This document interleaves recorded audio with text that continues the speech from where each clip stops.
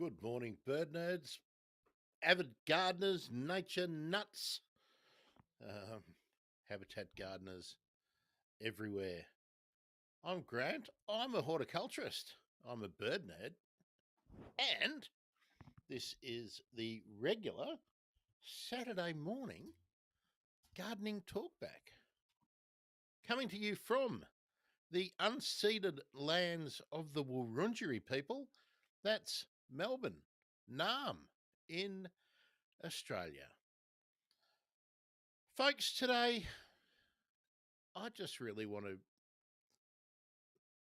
go back to basic principles. I mean, we've had a couple of weeks where we've talked about the the winter flowering plants that you can source and use in your garden. Um, I suppose now is a good place to mention too that generally I am focusing on plants that can be used in Australia. But if you stumble on the show um, from somewhere else in the world, let me know. Pop in a comment. Feel free to reach out to me at the Bird Emergency or Bird Emergency on any of the social platforms and tell me where you are and what you are looking to do. Do you have particular problems that you need to solve in your garden, or would you like to attract particular wildlife into your garden? If you tell me, if you raise a concern, an issue, a problem, we'll do. Well, I will do.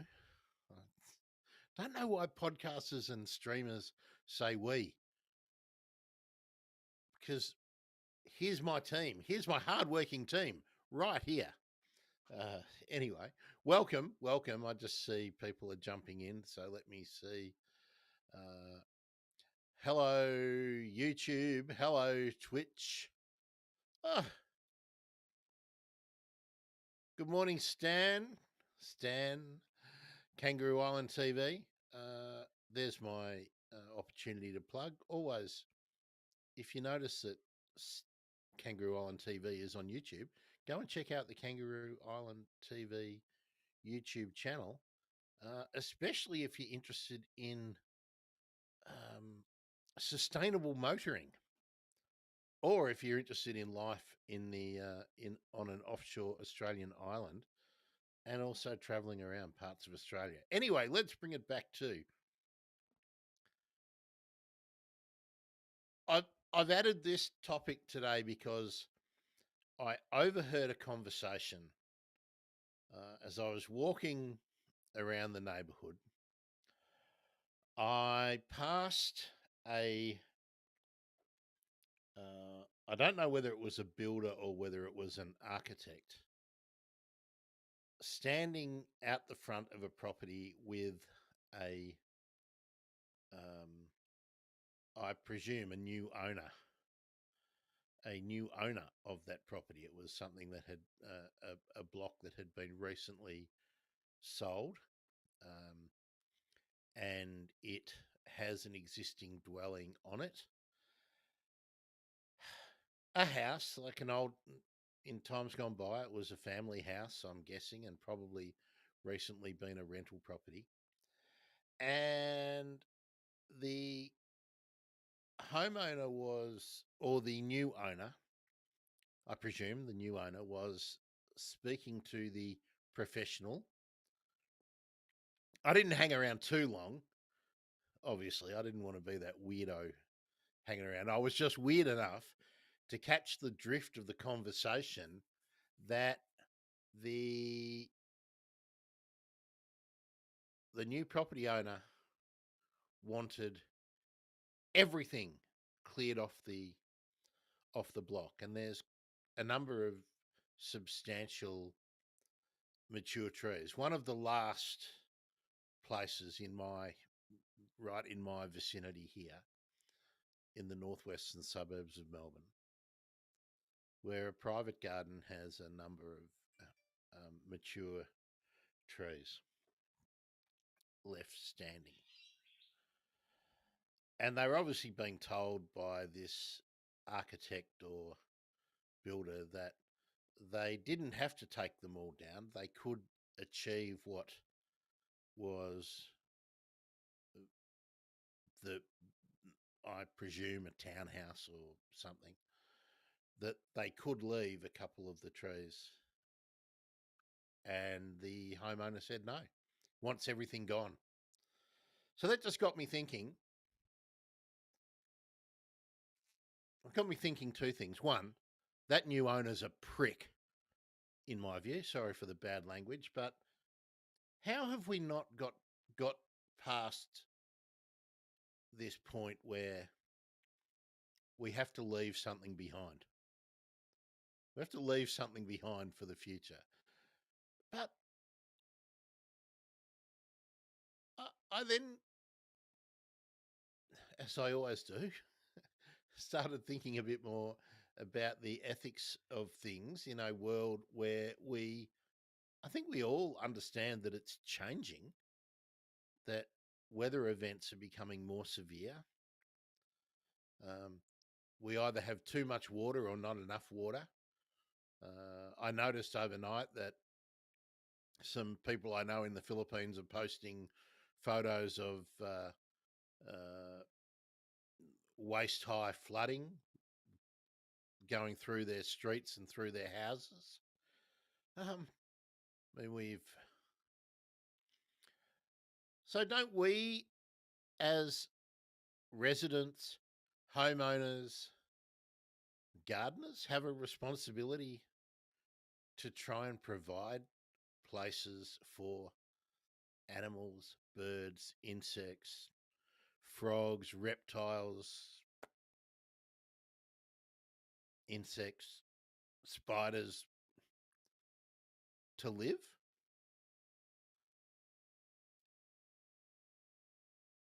If it's not your responsibility to make a difference in your, I notice, this always happens. I notice people have just dropped off.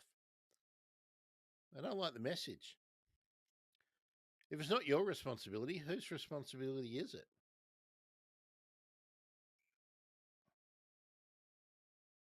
Being serious there. I mean, if you have the ability to provide, well, there's really two ways to look at it. If you have the ability to preserve and maintain important habitat in your garden, mature trees, mature shrubs, plants that animals, birds, insects, reptiles, spiders, arthropods are using. If you don't have a responsibility to preserve it, then who does? I'm being serious there. So as gardeners, as homeowners, as residents, do you ever challenge yourself when you make a decision in the garden? And if we take it away, extend it a little bit further, if you are planning either a complete new garden or a new project, or something as simple as you are going out today to purchase one or two plants to put in a garden bed, or perhaps you're just looking at planting something on your nature strip. When you purchase that, do you make a conscious decision to buy something that does more than cater to your aesthetic needs, your sense of beauty,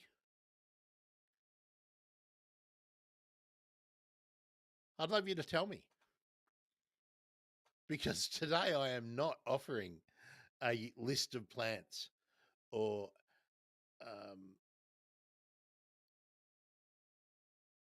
I'd I'd really like to know what you think. Do you personally and collectively, your family, and then a step further, your neighbours, do you shoulder the responsibility to provide the birds, the animals, the possums, the spiders, the frogs, the magpies, the fairy wrens, the honey eaters? Do you personally feel that you have a responsibility to provide somewhere for them to live? And be honest with yourself, or do you step back and go, oh, it's the council, it's the government, it's the developers?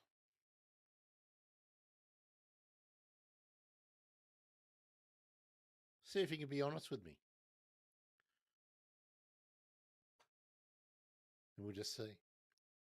I kind of suspect no one's going to weigh in because nobody likes to have this conversation. And the reason I wanted to talk about it today was I felt for the fellow with the clipboard and the folded up plans under his arm while he was talking to this, I presume, new owner. The guy's got a job to do. He also wants to make some money, and he's done his best. He's mentioned that no, some of those trees can stay there. You can have those trees and still have your 2-story or what. I've got no idea what's going to be built there, but I'm going to assume that, like everyone else, it's going to be one of these 2-story, two occupancies, townhouses, maybe 3. And the new owner will probably live in one and sell the other 2. Make a packet. The architect makes a packet. The builders all make a packet. But the magpies, the honey eaters, the currawongs, the pardalotes, I know pardalotes use those trees. Grey fantails, willy wagtails, countless spiders, insects, maybe some skinks, I don't know. They have to find somewhere else. And the reality is, in the suburbs now, they don't find somewhere else. Well, the birds might, but the other creatures don't. They just disappear. And that's happening in my street, and the next street, and the next street, and the next street, and your street, and your neighbour's street. And I'm not seeing it being replaced. So, tell me. We've got people on every platform. Hello, Facebook. Nice to see you again. I should remind you that Facebook, for me, for streaming and whatnot, will be going away. So if you want to keep in touch with the Bird Emergency or Habitat Gardening, or indeed not just another podcast or any of that, please jump onto the Bird Emergency channel on YouTube or onto Twitch if you are a Twitch person. Grant Bird Nerd. If you are comfortable with Twitch, head over there. Okay, there's my rant. So now we're into questions, comments, thoughts, feelings. Tell me if I'm being a dickhead about this.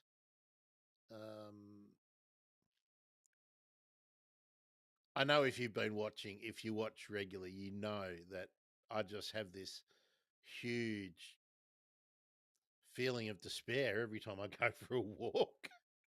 uh, more gone, more temporary fencing going up, and more disappearing. Um, and I think you understand. I'm not against developing. I'm not against building new dwellings. In fact, I'm 100% for it.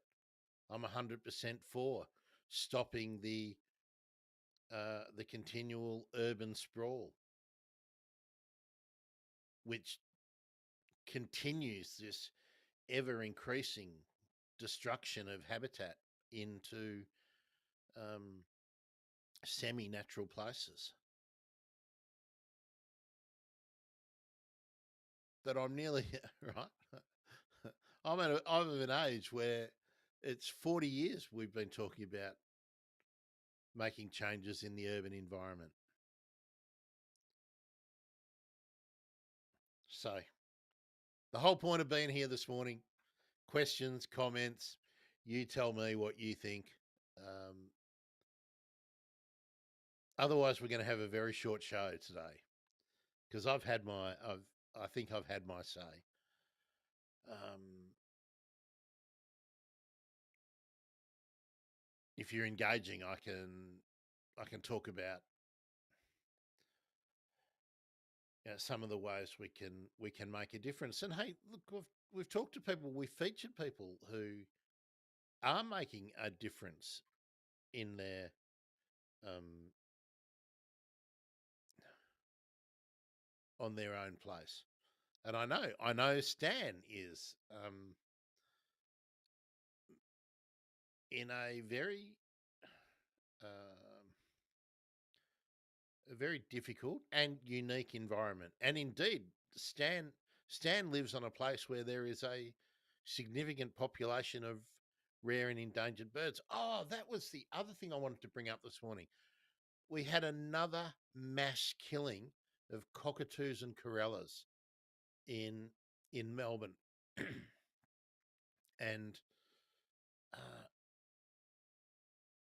and it just reinforced to me one of the reasons why I stopped feeding the cockatoos and corellas around here, because the flock was building and building, and I know some of my neighbours did not like the noise.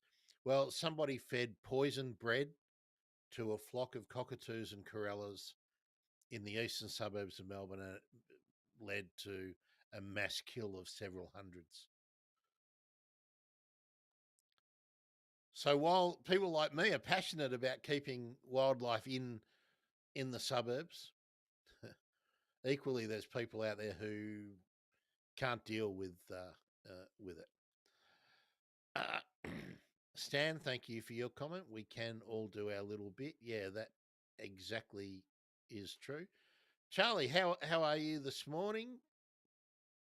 Um, Charlie says, I see development and it really does make me feel helpless.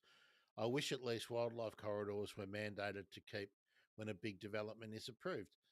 That's a really good point, Charlie. I mean, wildlife needs the ability to be connected to patches of habitat. So if you're lucky enough in your area to have some parks with big mature trees, or if there is a road like a highway or a major arterial road with big mature trees and shrubs on the edges, it's crucial that on the neighbourhood level we are trying to connect one to the other.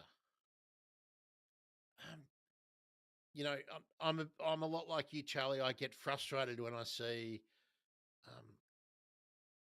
when I see the money that gets spent on things like wildlife bridges to cross major arterial roads, which are needed, and I'm not against them. And the money is needed, and I wish there was more money. But at the same time, the people developing, involved in the planning and developing at um, uh, a local level and a state level, the planners,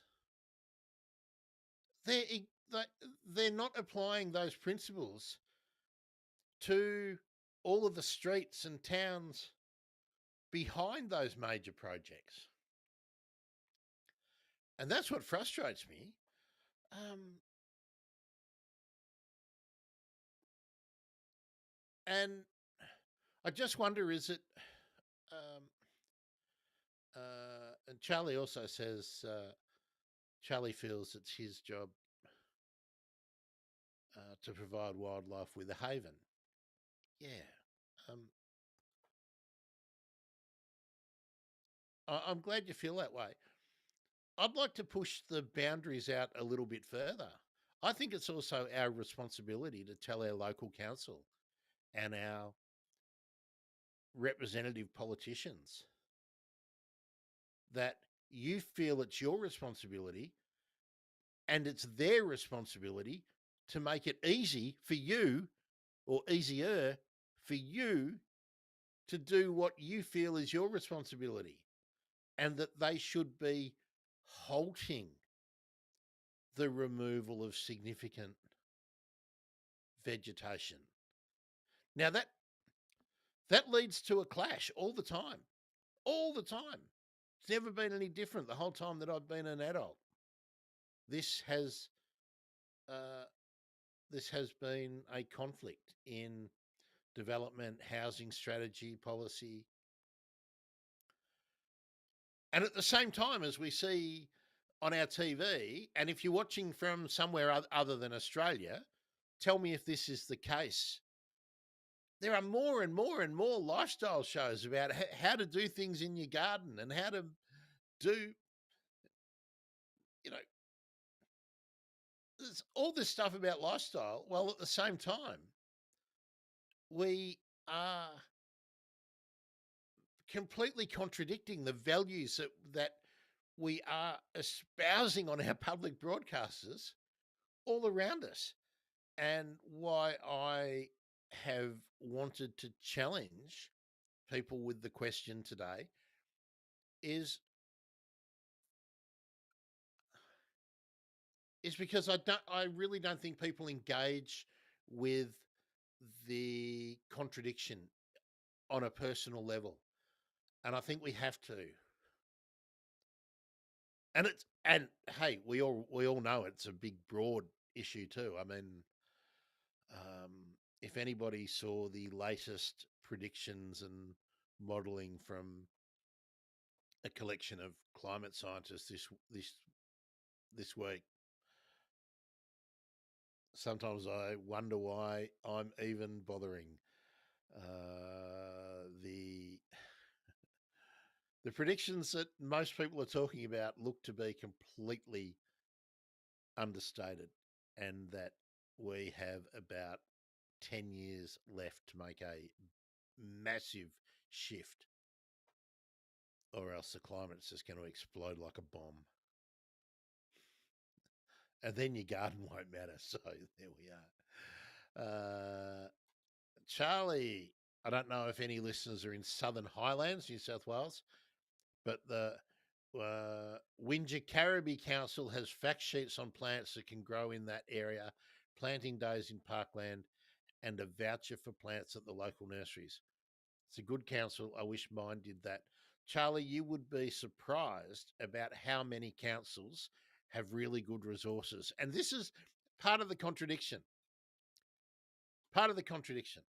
Now you will have the Parks and Gardens Department, and maybe maybe they have a biodiversity officer or something working on things like that, right? They'll be producing handouts, and they'll run maybe 4 to 6 days a year where either in a council park, or maybe you come down the depot or go to the nursery and you meet. I mean, when Millie and I were in Townsville, we went to one of these events, about sustainable gardening in at one of the council depots, which is great, and that's all needed. But at the same time, tomorrow, the very next day, there's going to be thousands of plants removed as blocks that have just been sold and that are being redeveloped, and old houses are being pulled down. Every stick of vegetation on the on the block gets removed. There's a contradiction. One hand of the council is doing good work, and the other hand either doesn't know, doesn't care, and it's not their job. And this is happening over and over and over and over and over and over and over again. So, yeah, I'm sure they're doing a great job. A lot of the coastal councils in New South Wales, particularly, are really proactive like this. And look, we've covered the resources out there for koala trees, koala friendly trees and everything. But at the same time, they don't stop you cutting down a koala tree. If you've just bought a block and you want to do renovations, or you want to take an old house down and put on some townhouses like around here, nobody's saying, oh, but you can't take that tree down because it's a koala tree, food tree. They'll say something dumb like, take that down, but plant 20 seedlings. Okay, so the koala that needs to eat something tomorrow can then fuck off and come back in 20 years when there's somewhere for it to sit and eat. That's where I get a bit crazy about this. So, Charlie, good on you.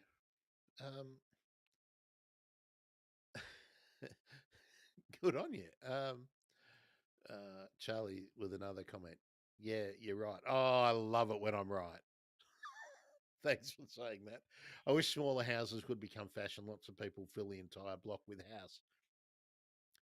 Well, that's kind of true. But even when, I mean, the reason I got annoyed today, or not today, I've been carrying this for a few days, so I've had rage building up within me all week. But even when the person who has bought the property and has had plans drawn up is told that they don't need to cut everything down, that the builder or the architect says, no, we can do what's on the plan here, and you don't have to take those trees down. The owner says, take them down. Don't want to be bothered with them. Take them, get them out. Now, I personally don't think that's okay. I don't think that should be allowed.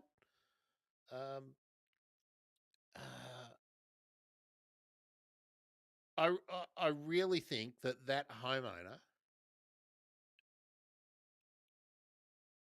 nowadays, I think nowadays in the world we live in, is a prick. Is a prick, and is exactly the type of person that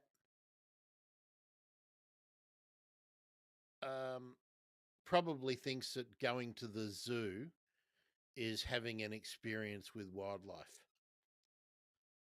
because perhaps they are not smart enough to understand that an animal in a zoo is not wildlife.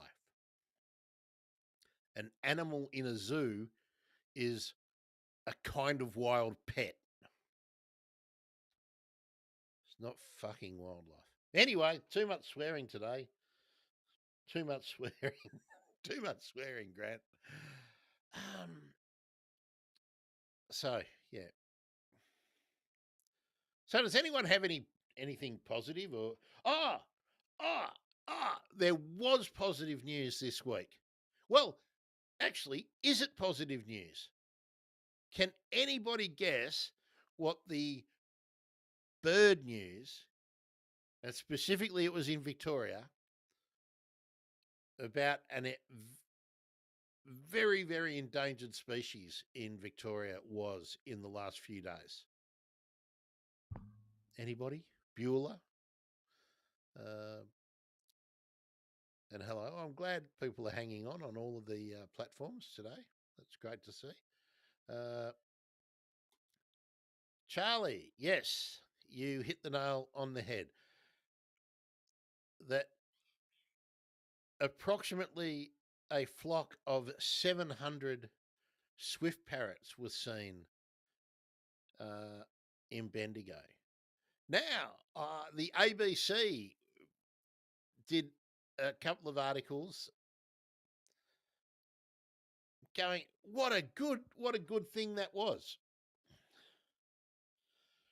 And that's how I felt as soon as I opened up the article, and I thought, oh wow, gee, the total population of swift parrots is only estimated to be between 500 and 700 birds, and here's 700 swift parrots all in the one spot. That's amazing.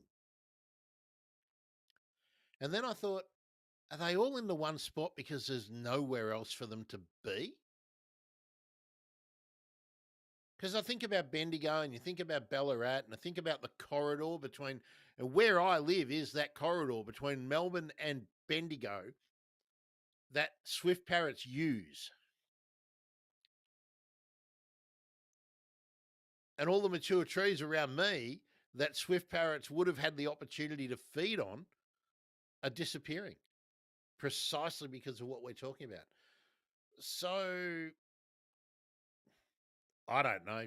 Only time will tell whether it's an indication that perhaps there are many more than 700 swift parrots and that they're dispersed all over the place, but 700 of them were in Bendigo in the one spot, roosting and feeding, or is is it actually a terrible story that uh, that they're all there because there's nowhere else for them to go on the migration? Um, Bird emergency regular listeners or will know that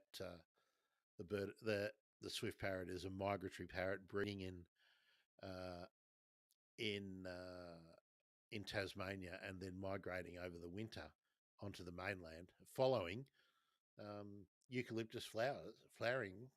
Um, yeah. So yeah, Charlie says it's almost the entire population. Yeah.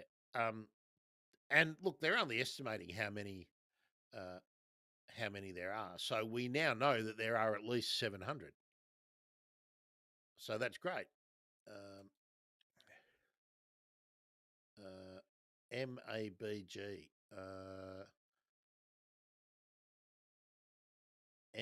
What's that? Mount Annan Botanic Garden. Yeah, well, that's. I'm guessing that's what you're talking about. I don't know how many there were there. So yeah. Eva, I build my own garden and plant fruit-bearing trees, flowers to help provide a natural habitat for the birds. That's great, and welcome, Eva. Haven't seen you in the comments before. Welcome aboard. Good to see you on Facebook. I will let you know in case you didn't hear at the start of the show and I mentioned it. I will be moving away from streaming to um, Facebook Meta. So hopefully you are comfortable um, with YouTube or Twitch, but I know most people are using YouTube.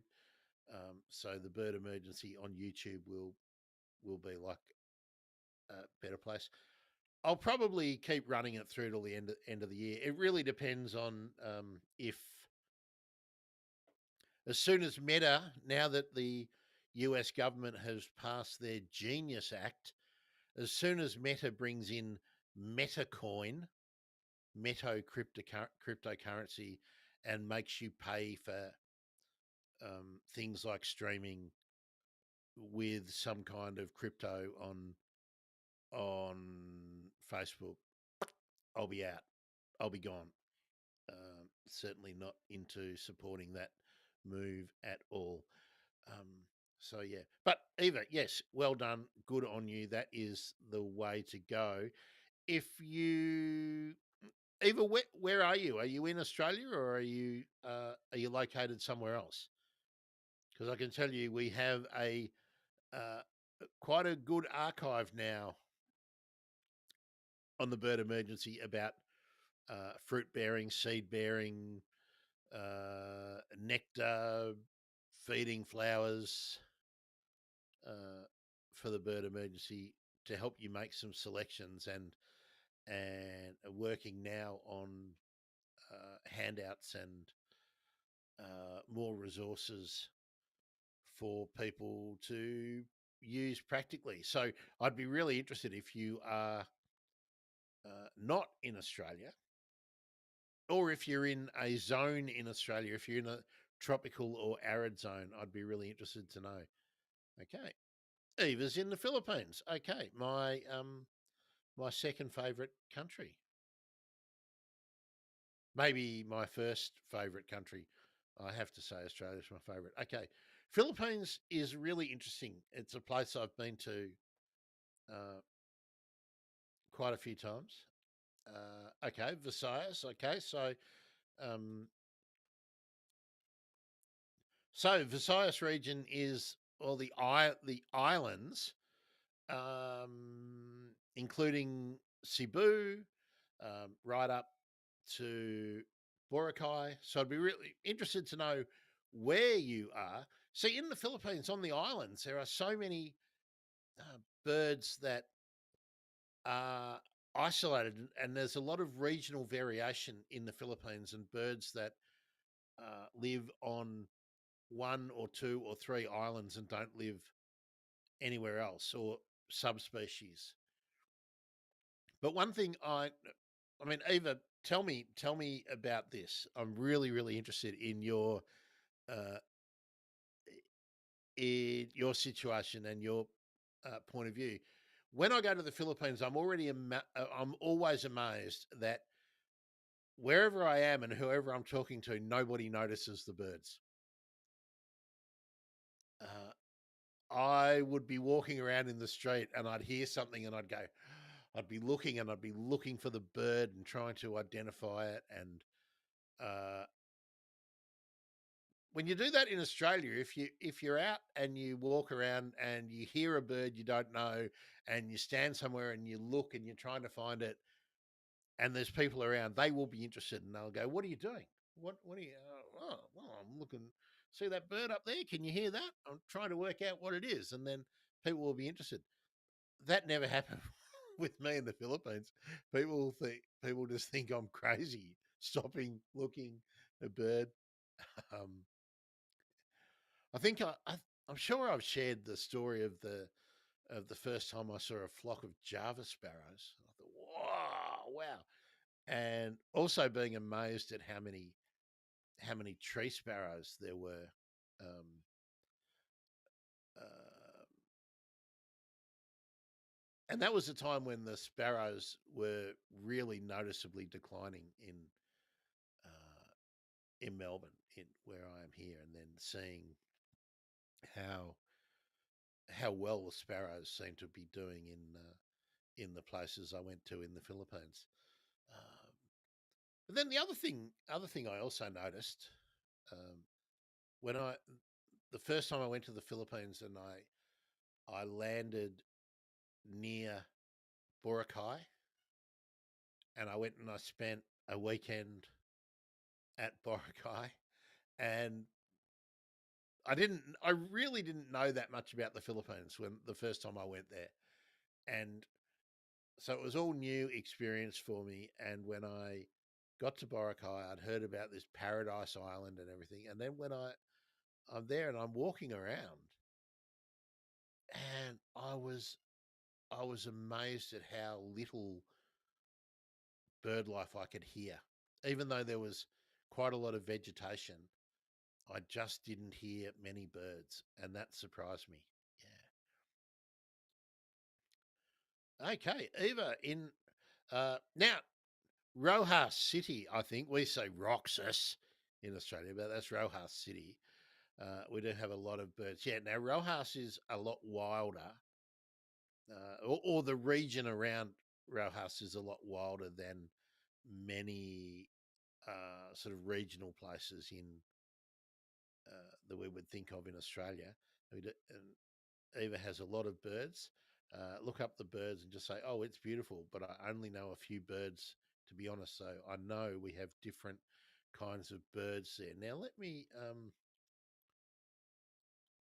I like to do this while we're live, Eva. So I'm going to say.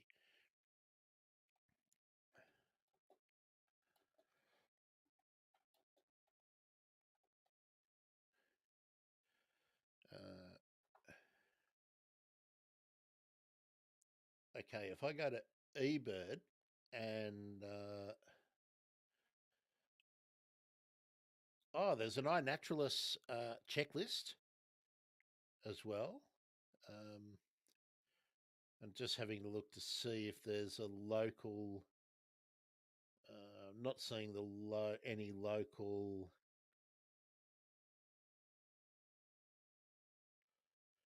Yeah, I don't. It doesn't look like there's any local government um, list, but both on eBird and iNaturalist, there is a local checklist. Um,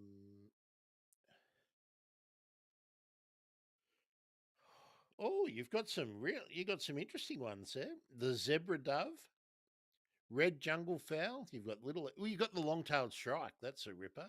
Javan pond heron. Oh, you've got the starling. You've got the Asian glossy starling, the Philippine pied fantail. For Australian listeners, the Philippine pied fantail is basically the Philippines version of our grey fantail. You've got the chestnut munia, which is uh, very reminiscent of our chestnut breasted mannequin and the um, yellow tailed mannequin, spice mannequin. You've got the Java sparrow. Um, so there's so if you don't know about iNaturalist, you can get the app for your phone, iNaturalist, and you've got the collared kingfisher as well.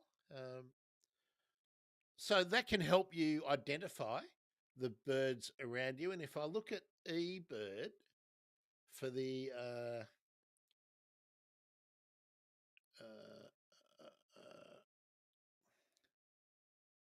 eBird list for Capiz, there are 132 bird species and 91 different bird species that bird watchers have identified or have checked off on the list for this year, but only 11 for July. And if I look at this month, these are bird watchers using eBird. White-eared brown dove at the edge, brown-breasted kingfisher, Philippine jungle crow, Visayan bulbul. I'd love to see one of them. Philippine magpie robin. I'd love to see one of them. Magnificent sunbird. I would really love to see one of those. They were in Mambusau. And then red collared dove, zebra dove, collard's kingfisher, Asian glossy starling, and the tree sparrow, all in what is it? Biffau Urban in Sapian. I don't know where that is. So there we are. That's uh, eBird is something. If you are interested in getting to know what the local birds are, that would be a good place to start. That will also iNaturalist particularly is a good way to also learn some of the local plants that uh, and that the birds and insects might rely on. So you can, if you want to plant those kind of things in your garden, you can. I do know, and Eva, tell me if I'm right or wrong, but in the Philippines, I looked for nurseries.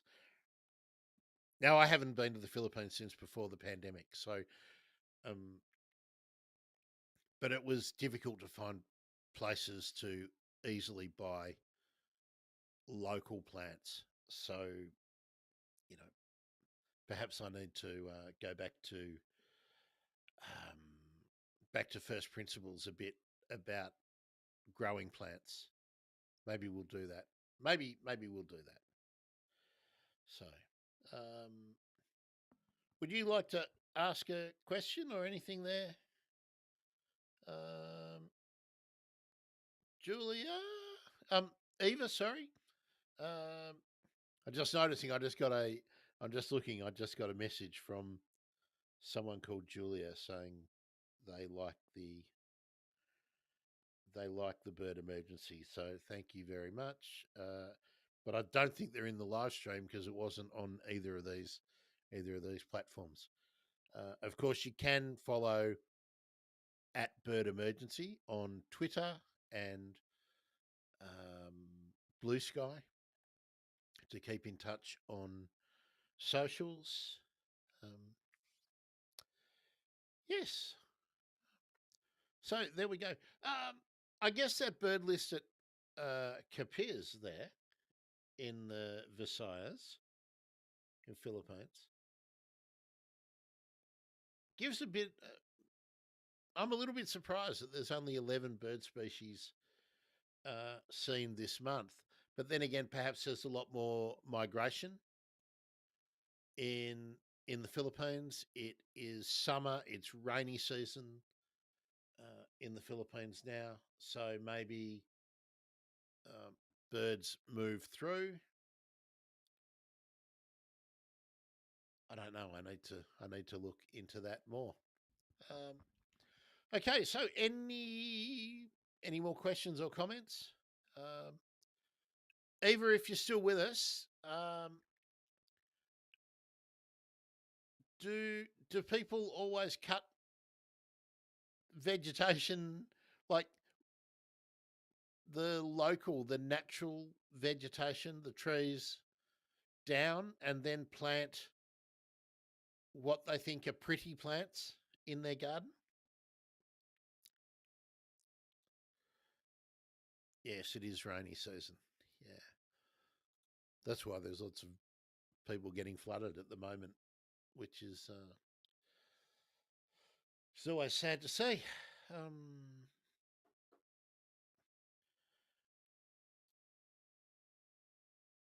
Eva, glad I can be helpful. That's what we do this for. Uh, yeah, iNaturalist and eBird are excellent resources for you to get to know local birds. iNaturalist will also help you get to know things like lizards and frogs and insects and plants. Um, it's a really good resource. Uh, both of those platforms or services are for what we call um, citizen sciences, just normal people putting into the database what they see. If possible, take a photo of what you've seen, put it in the database, and then scientists all around the world access that information and can know that, for instance, that the Visayan bulbul was at Mambusao uh, with the exact coordinate uh, from, and that one particular bird watcher has seen them. So then they can follow up and find out, and they can watch over time um, what's changing. So, but yeah, a little bit surprising to only see 11 this month. 91 this year out of 132 is also a bit concerning, isn't it? Um, but that's life. Okay, anybody else have a question or a comment? because I think I'm done with my rant for for today. Um, I'm always interested to know what you think too about the things I bring up and I talk about. Um, would be would be nice to have some feedback. Just on the housekeeping things, I've started building the new portal on the website. Testing now the downloadability of documents. Uh, it hasn't been trouble free, but we're getting there. Um, and as I mentioned last week, there will be the opportunity to have a short, free version of handouts and then a detailed uh, version of all of the things that we talk about on uh, habitat gardening. Um, Charlie, now this is a really good question. Wasn't it a law that you couldn't cut all vegetation from a block? Aren't there some councils that protect native vegetation? Now, Charlie, you are quite correct. But but it's not native vegetation. It's generally councils do it in two ways. They will protect indigenous vegetation, like a original remnant vegetation. Now, there's not much of that existing in most suburbs because most suburbs, I mean, you think back and look at all those documentaries you've seen of the way suburbs were developed in the 1950s, 60s, 70s, 80s. Everything was cut down. And then they come back in and plant trees in the streetscapes and in the 70s and 80s when we had the native gardening craze in Australia. That's how most eucalypts, wattles, banksias, etc., got to be big trees in people's gardens in the suburbs. Not so much in the inner city where the blocks are bigger and remnant vegetation has been left standing. But councils will protect significant vegetation, historic vegetation, and often remnant vegetation. And developers can very easily say there is no remnant vegetation here. They can generally say, even though that's a big tree, it it's not one that is a remnant and naturally occurring from before the development of this suburb. So then the bylaws to protect it have to be able to say that it's significant. Now that's really, really difficult. That's really, really difficult. Um, and every council is going to be a bit different. So I'm talking in generalities here, of course. Now, where you are, there is remnant vegetation, and it may be more difficult to clear fell a block. But and that's why we always need to frame the conversation based on everybody where everybody is. Everybody's situation is going to be a little bit different, and there will be remnant, indigenous, endemic trees around you, Charlie. But I can tell you the biggest trees around me are in the park, and none of them are endemic indigenous trees.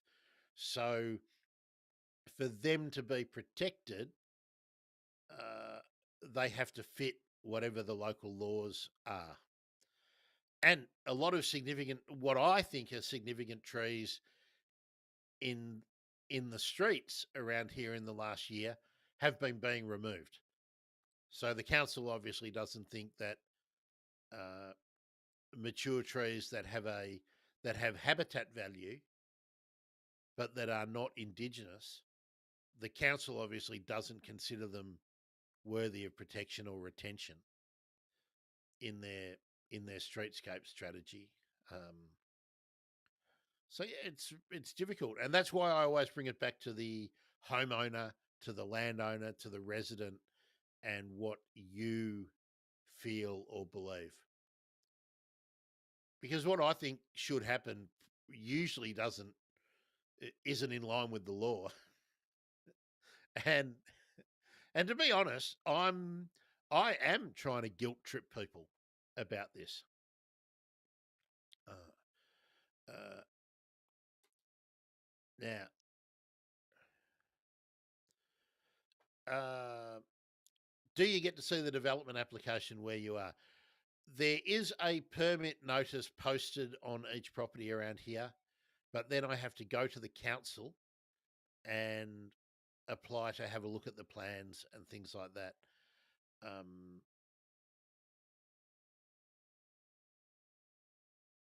could I put in a statement saying these trees are significant?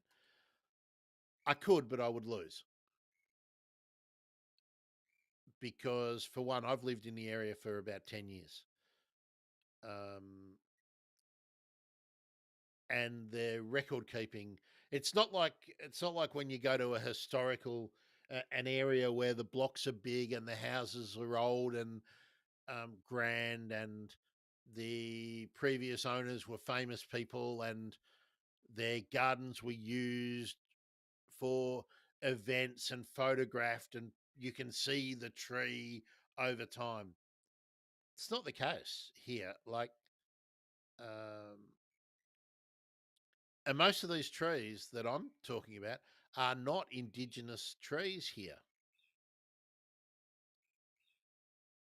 Um, so, so I think they're significant for the local birds, but there's no way that view, the way things stand at the moment, will hold up in a hearing against a developer and a landowner who say, I own this land, I built this block. That's not a historic tree. It's only been there 20 years or 15 years. Um, and I'm going to plant 20 more. Or or I have the right to do what I want. That's generally the what we are doing is within the planning legislation. Um, and that's generally the way these discussions go, which is why I'm appealing to people to make personal decisions in their own gardens.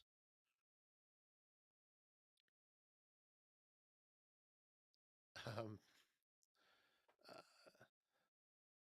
and it's why I feel sorry for the bloke I mentioned this morning, to the fellow with the clipboard and the plan, telling the landowner that he doesn't have to cut those trees down, that we can build what you want built without having to do it. And they, obviously the conversation,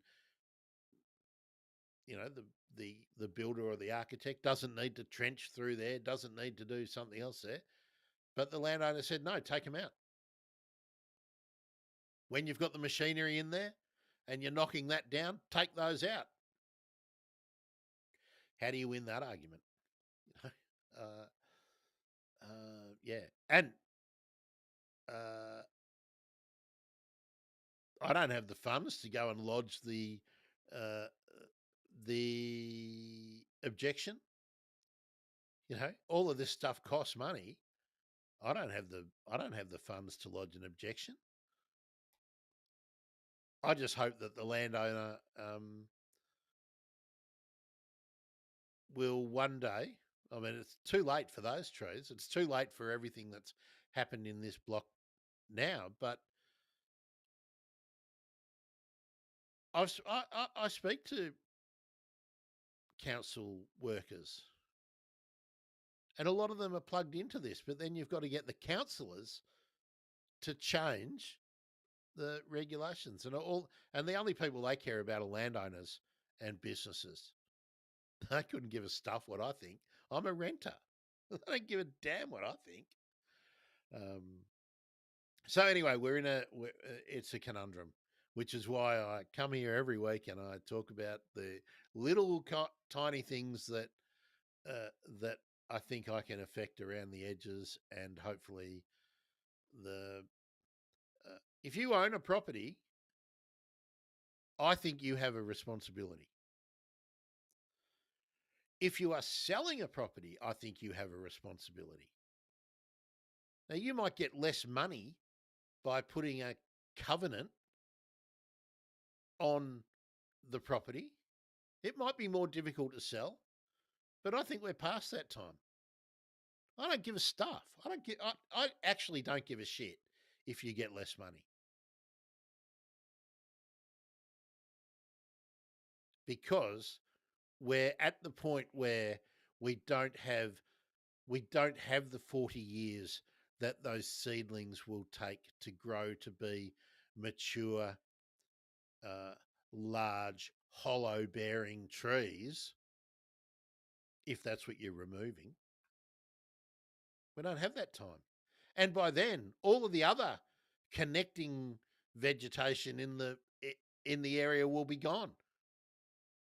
So it'll be like when you go to a park and there's this massive great lawn and there's one mature tree sticking out in the middle. That's useless. From a habitat point of view, it's useless.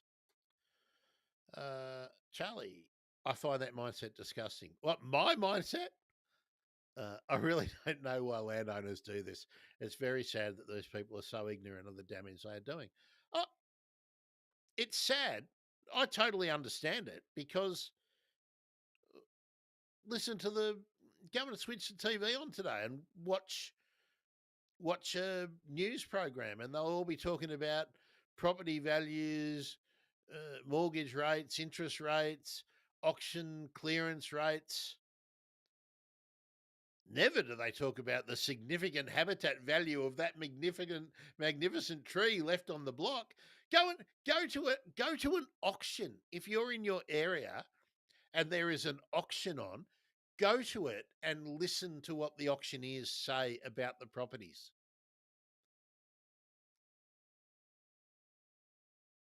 Just and and if somebody says a wonderful garden with mature established trees that provide shade and opportunities for the wildlife in the area, or will they go, no restrictions, do what you want? Because that, tell me, go to I go to the local auctions around here uh, if I can.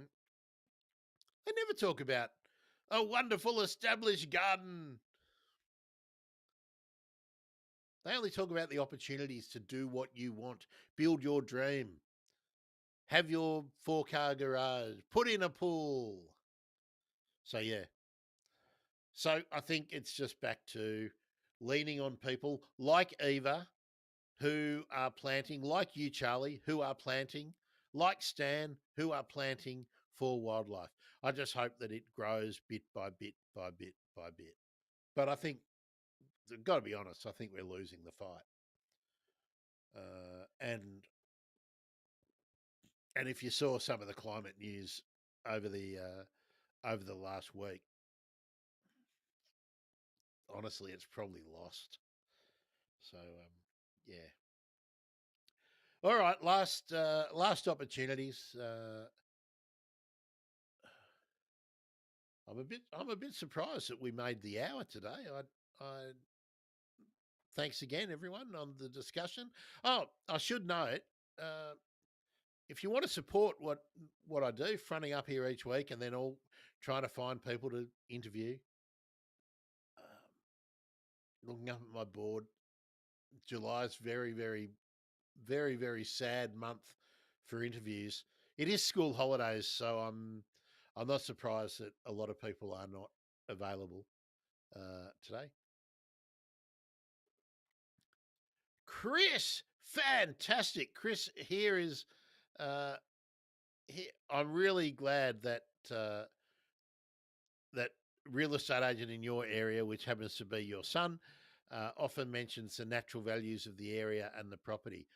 I do.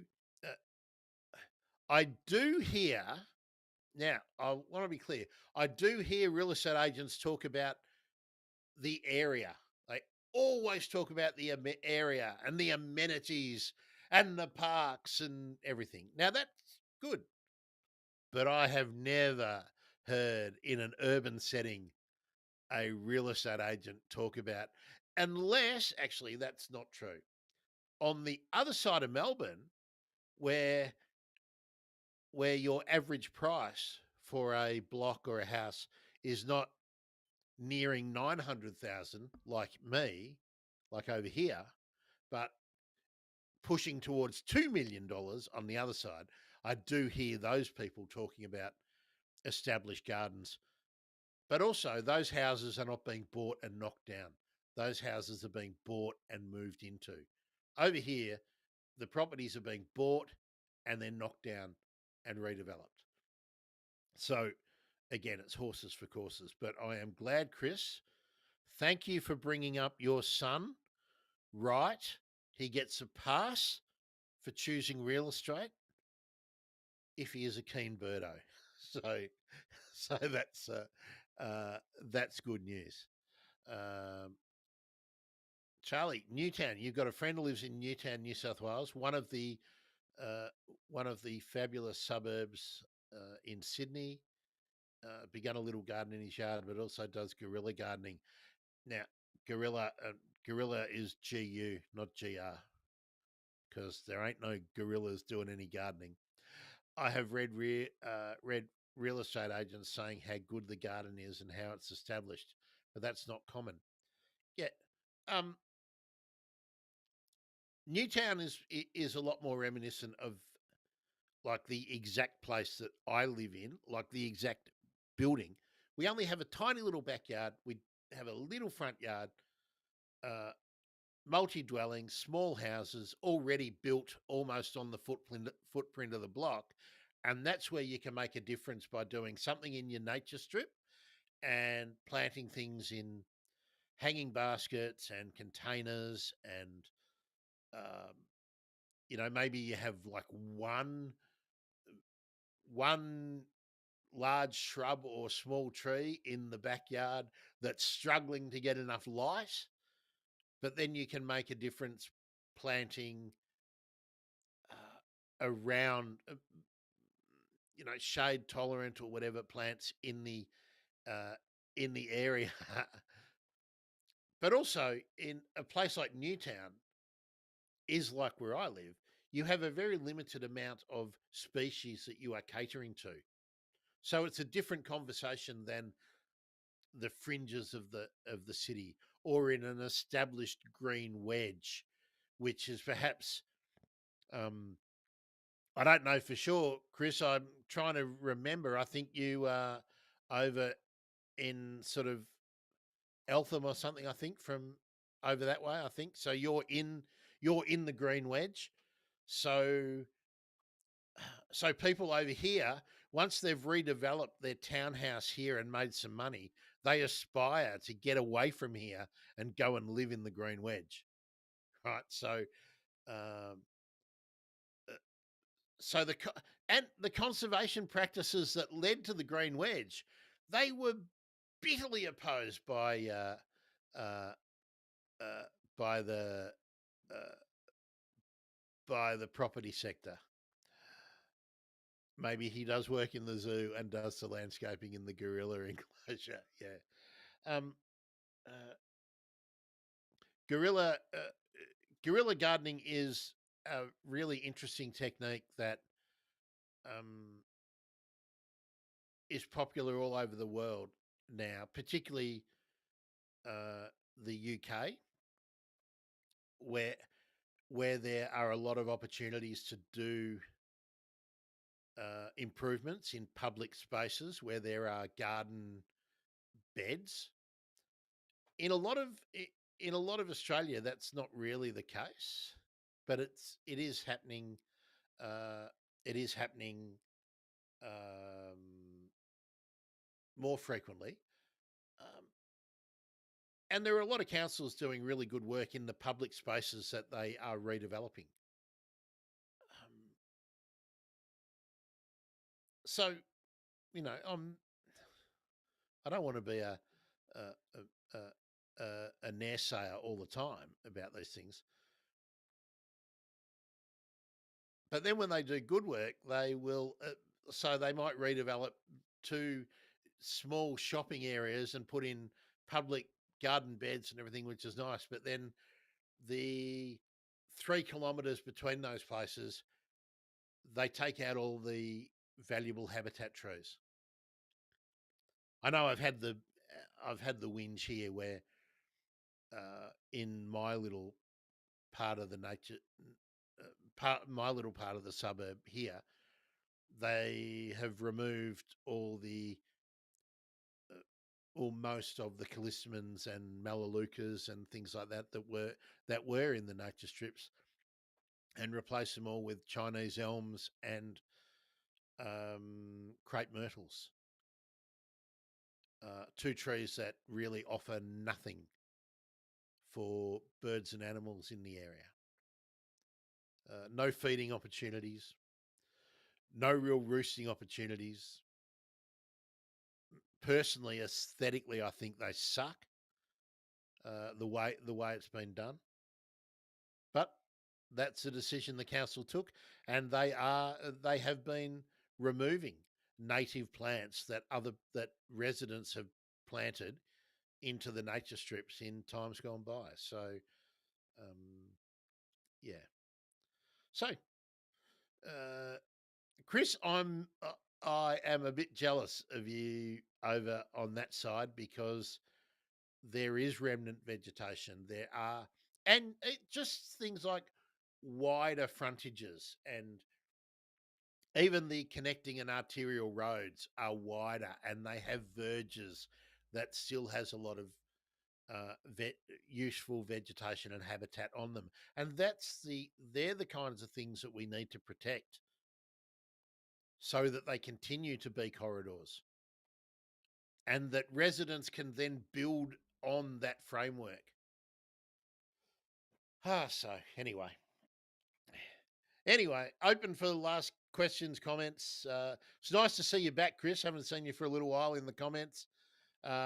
Charlie, Stan, Eva. Did I miss anyone else out this morning? I know it's school holidays, so in this part of the world, anyway. Oh, wasn't it good? Did I mention this last week? Was it? I'm glad they found the German tourist who had got lost. Um, I think this is new information. I was wondering why someone would walk away from a vehicle that was obviously so well equipped, but of course, when she tried to drive up and out of that dip she was in, and had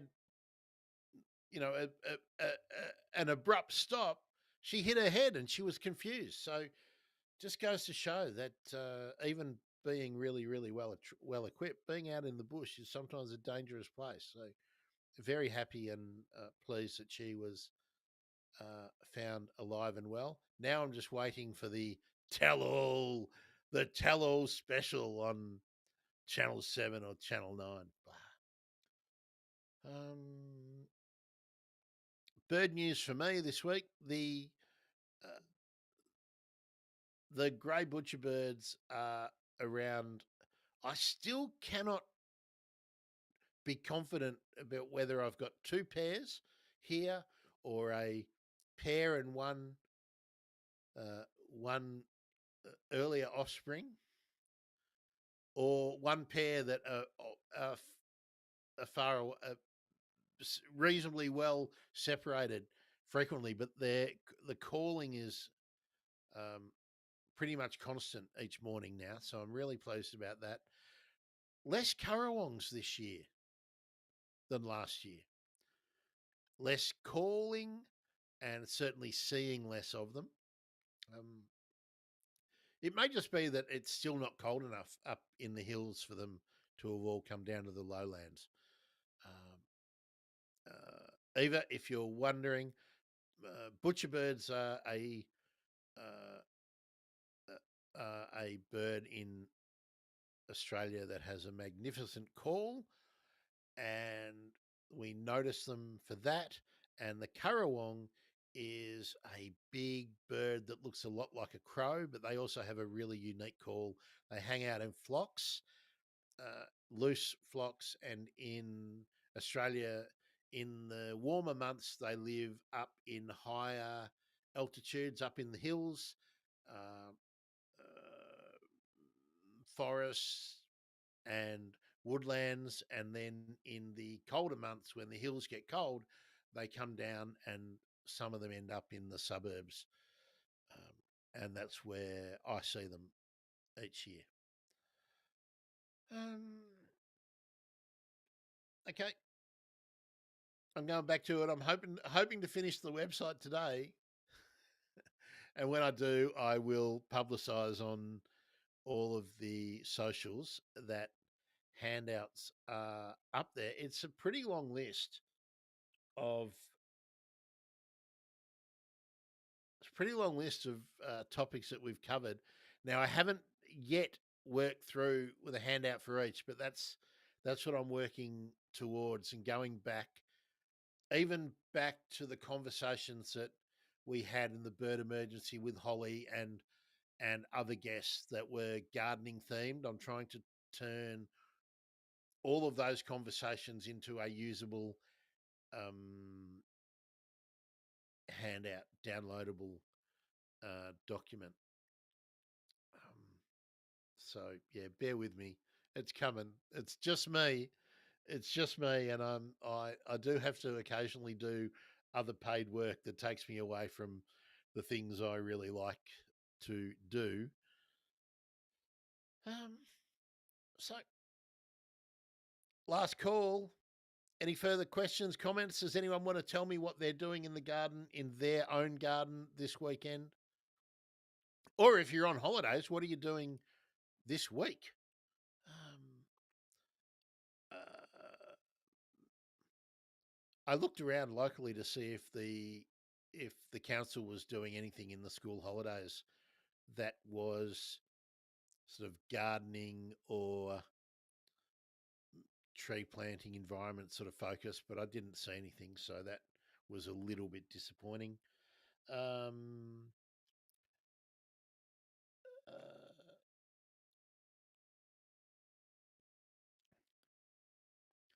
just noticing too, there's still a lot of people commenting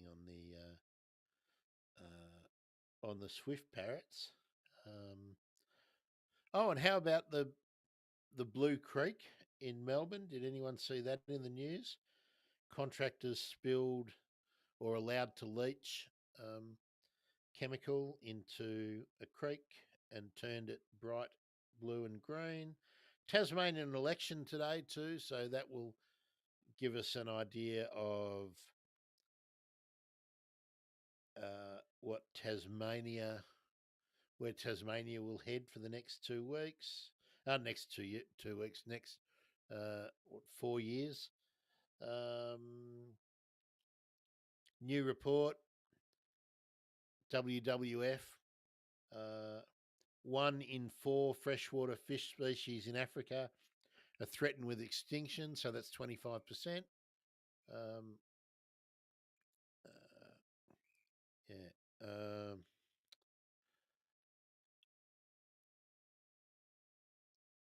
Charlie planting some herbs. That's really good, Charlie. Um, I I bought some herbs during the week too, so for my pots. Um, I think I made a mistake though. I on a whim bought some basil, and then I thought probably a little bit. I probably should have waited a month or two before I think about putting the basil out in the pots. Um, anyway, um, thanks everyone again for joining in. Very happy to see you back, Chris. Charlie, thank you again. Um, Stan and Eva, a new a new friend from the Philippines. Um, very happy to see you. Of course, each week at the same time, 9:30 a.m. Saturday morning, I come and sit in this chair and just talk about gardening and how we can try and make gardening a good thing for the birds and animals and insects and all the critters that live around us, especially the ones that live around you. I'm Grant. I'm a bird nerd. I am also a horticulturist. 9:30 a.m. every Saturday morning. Please come back and tell me something about your garden or ask me something that you would like to know or use in your garden next week. See ya.